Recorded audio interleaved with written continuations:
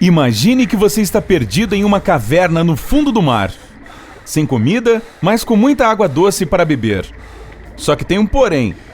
Já faz alguns dias que seu parceiro saiu para buscar ajuda e ainda não voltou.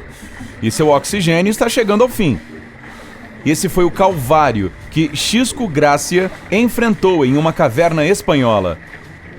Gracia tem 56 anos e é professor de geologia em Maiorca, uma linda ilha na Espanha. É um lugar cheio de vegetações exuberantes e muitos turistas o acham incrivelmente atraente para passar as férias. Para ele, porém, o mundo submarino sempre foi mais interessante do que o da superfície. Gracia passou muitos anos mergulhando nas cavernas que formam uma enorme rede debaixo das águas de Maiorca. Quase todo fim de semana, ele pega seu equipamento, chama um de seus parceiros de mergulho e parte para mais uma aventura submarina, mapeando os buracos da ilha. Esse era apenas mais um mergulho de rotina para ele e para Guillem Mascaró, no dia 15 de abril de 2017. Gracia se preparou para a expedição com o cuidado de sempre. Mesmo sendo um mergulhador habilidoso e experiente, as cavernas submarinas podem ser uma verdadeira ameaça se não forem levadas a sério. Cada mergulhador tinha 4 tanques de ar, cada um com duração de 1 hora. Isso era suficiente para eles entrarem na cova de Sapiqueta, uma caverna de 40 metros de profundidade, cheia de câmaras que fica a 1 quilômetro de distância da entrada da rede. Eles nadaram durante 1 hora para chegar ao destino. Gracia ficou na entrada para colher amostras geológicas e Mascaró entrou para explorar uma câmara ali perto. Tudo estava saindo como planejado. Eles ainda tinham quantidade suficiente de ar para explorar a caverna e voltar em segurança. Mas aí, algo inesperado aconteceu. Primeiro, enquanto os 2 mergulhadores estavam explorando as câmaras, trombaram acidentalmente um no outro em uma interseção e acabaram dispersando os sedimentos do chão da caverna. Com isso, a visibilidade ficou totalmente comprometida por um instante e eles nem conseguiam enxergar um ao outro naquela água suja. Mas essa não foi a pior parte. Veja bem, os mergulhadores de caverna sempre carregam um rolo de fio de nylon que prendem na entrada e deixam atrás deles para conseguir voltar. Isso é uma espécie de guia. Assim, sempre sabem como voltar à superfície. O fio é resistente, pois tem que suportar muita fricção. Mas, naquele dia, alguma coisa deu super errado. Mal conseguindo enxergar o que estava à frente deles, Gracia e seu parceiro se orientaram pelo tato, mas não conseguiram encontrar a guia. E isso era um mau sinal. Os sedimentos não iriam abaixar tão cedo, então a dupla passou mais 1 hora tentando localizar o fio, mas sem sucesso. As rochas provavelmente tinham caído sobre ele em algum lugar. A situação estava piorando cada vez mais. A esta altura, os 2 mal tinham ar para voltar à superfície com o fio intacto.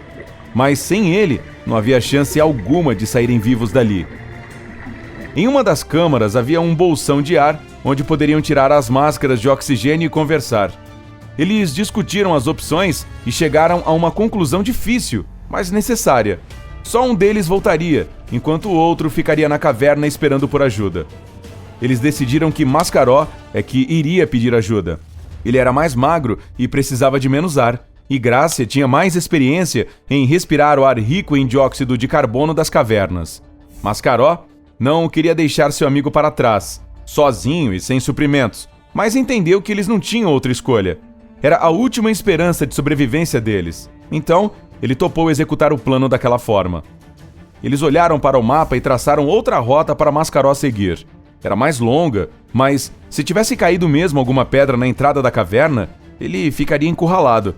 O problema dessa nova rota era a falta de guia. Mascaró poderia se perder facilmente, e se isso acontecesse, os 2 estariam condenados. Mas, infelizmente, era a única alternativa que tinham. Por fim, eles se despediram e Mascaró saiu para buscar socorro. Gracia, enquanto isso, saiu para explorar a câmara onde ele teria que ficar à espera de seu parceiro.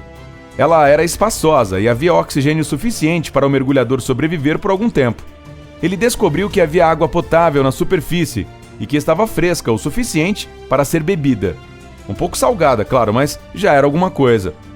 O homem também encontrou uma rocha plana que ficava acima do nível da água, então pôde sentar nela e descansar um pouco. Então tirou o equipamento e começou a esperar.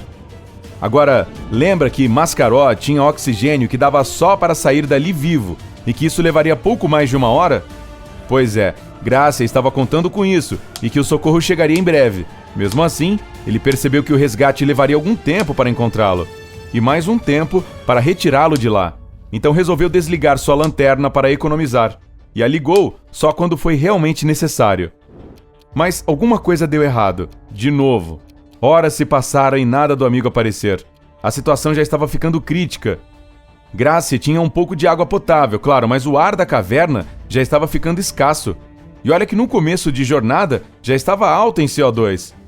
Ele sentia dor de cabeça e não conseguia dormir por causa do ar venenoso. O pior foi quando começou a ver coisas que não estavam lá. Em determinado ponto, pensou ter ouvido bolhas de ar surgindo na superfície do lago, como se houvesse algum mergulhador lá dentro, prestes a emergir. Ele também viu luzes se refletirem nas paredes da caverna. Eufórico, pensou que finalmente seria resgatado, mas quando virou a cabeça, não viu nada. A câmara estava escura e vazia como sempre. Era tudo coisa do cérebro dele. O mergulhador já estava começando a ter alucinações. Grácia não sabia quanto tempo havia se passado desde que foi deixado sozinho no fundo do mar, mas dava a impressão que já estava lá há dias. Ele já estava perdendo a esperança, mas ela foi renovada assim que ouviu um barulho vindo lá de cima, e desta vez não era alucinação. Mascaró havia conseguido sair daquela câmara vivo e havia trazido ajuda. No começo, Grácia pensou que o barulho era de tanques de oxigênio sendo enchidos de ar, mas pouco depois percebeu que estavam tentando perfurar a pedra para tirá-lo por cima. Ele ficou feliz. Eles tinham vindo e o resgatariam, mas aí o barulho acabou. A caverna ficou em silêncio total de novo. Grácia não estava acreditando. A equipe de resgate deve ter encontrado algum obstáculo que os impediu de chegar até ele.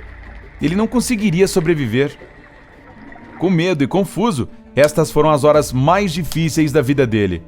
Sua última lanterna já estava no limite, e ele sabia que não conseguiria pegar água potável no escuro. Então, simplesmente se sentou e esperou a morte.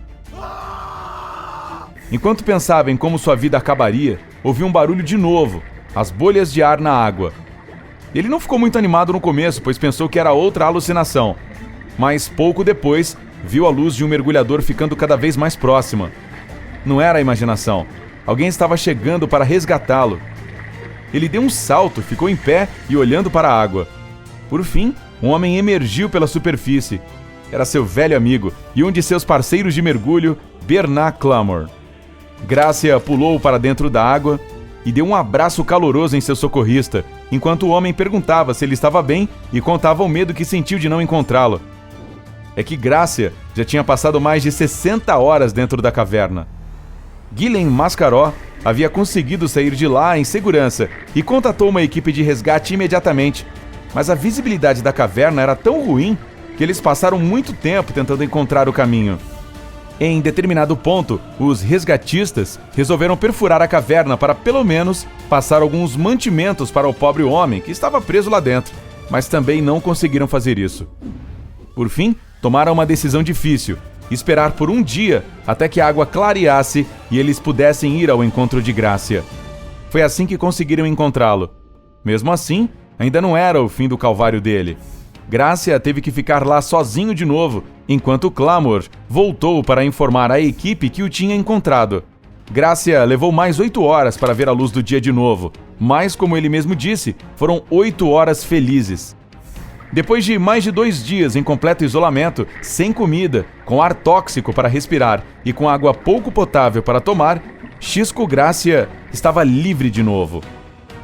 Hoje, 2 anos depois dessa tragédia, ele ainda está vivo, passa bem e continua explorando as cavernas submarinas de Maiorca. Uau, que história! Você conhece alguém que tenha algo empolgante assim para contar? Conte para mim nos comentários. Se tiver aprendido alguma coisa nova hoje, curta esse vídeo e o compartilhe com um amigo. Mas nada de sair explorando por aí. Fique mais um pouquinho com a gente. Nós temos mais de 2.000 vídeos super legais à sua espera. É só clicar no da esquerda ou no da direita e aproveitar. Junte-se a nós no lado incrível da vida.